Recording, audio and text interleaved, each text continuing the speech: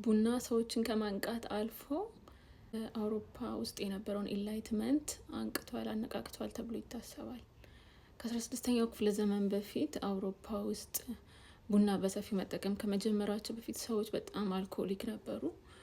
በጣም ጠዋት ከቁርስ ጋር እንደገና ምሳ ሰዓት፣ ማታ ምናምን በጣም አልኮል ይጠቀሙ ነበርና ቡና ከመጣ በኋላ ይህንን ትሬንድ ይህንን ልምምድ ቀይሮታል ተብሎ ይታሰባል።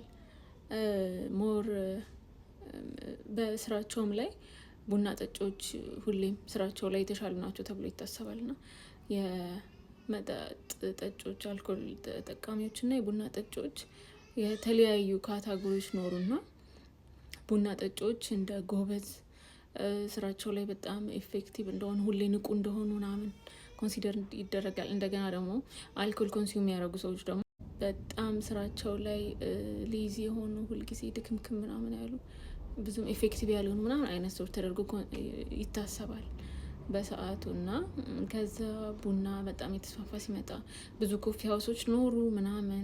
ከዛ ኮፊ ሀውሶች ደግሞ ሞር የክሪቲካል ወሬዎች፣ ራሽናል ወሬዎች ምናምን የሚወሩባቸው አይነት ሪዝኒንጎች ምናምን ዲቤት የሚደረግባቸው ብዙ ኢንቴሌክቹዋል ወሬ የሚወራባቸው ምናምን አይነት ነበሩ በሰዓቱ። እና ቡና ኢንላይትመንት አቀጣጥሏል ከጀርባ ሆኖ ተብሎ ይታሰባል።